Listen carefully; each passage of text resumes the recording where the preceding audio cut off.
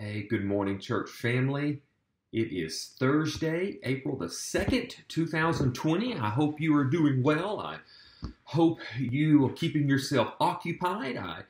I pray that this last couple of days that you found someone to reach out to encourage with a word, to find someone to pray for. I want to bring another word of encouragement to you today, and as always, the best place to find that is Scripture. I want to read to you a story about Jesus, one that is told in the Gospels, and it's one you've probably heard before. It's the one where Jesus and the disciples, they get in a boat, they're going to go to the other side, and Jesus falls asleep in the boat, and the storm rises up, and it was a quick storm, and it came up suddenly, and the wind and the water began to, blow the boat, and water was getting in the boat, and all these things were happening, and the disciples freaked out, and they think they're going to die, and they look at Jesus, and they're like, wake up, don't you understand? Don't you know what's going on? We're going to die right here. You better get up and do something. How can you sleep through this? What are you doing? I want to read to you a couple of passages from that story. But he was in the stern, asleep on a pillow, and they awoke him and said to him, Teacher, do you not care that we are perishing? Jesus, don't you care that we're about to die?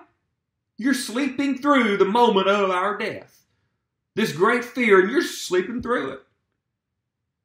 Then he arose, and he rebuked the wind and said to the sea, Peace, be still. And the wind ceased, and there was a great calm. Now, so Jesus wakes up, and he rebukes the storm, rebukes the wind and the wave, and says, Peace, be still. I want you to notice a couple of important things here. First, just because there's a storm doesn't mean he's not with you. He was in the boat with them and the storm still arose. So just because we're in the midst of a pandemic, don't think that God has left us or that God has forsaken us. But I want you to put yourself in the shoes of the disciples. Sit in the boat that day for just a moment. They forgot two things. First, they forgot who he was. They forgot that Jesus was with them. They forgot that the Son of God was with them. They forgot that the one who could work miracles and heal the sick was with them.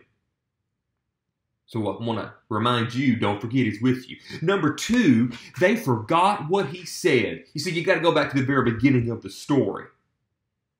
Mark 5:35, on the same day when evening had come, he said to them, let us cross over to the other side. You see, they forgot that he had already said, we will cross over and we will get to the other side.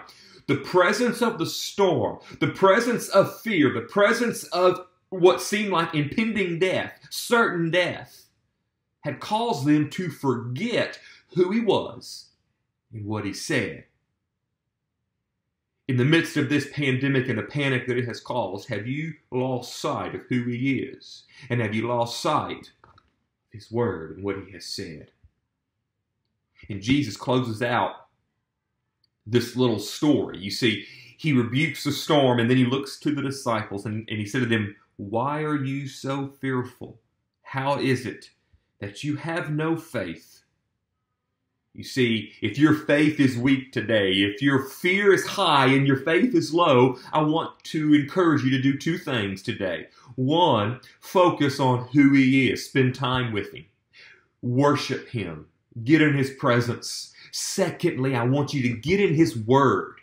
Because when you remember who he is and you remember what he said, your faith will not be weak, but it will be strong. And your fear will not be great, but it will begin to lessen.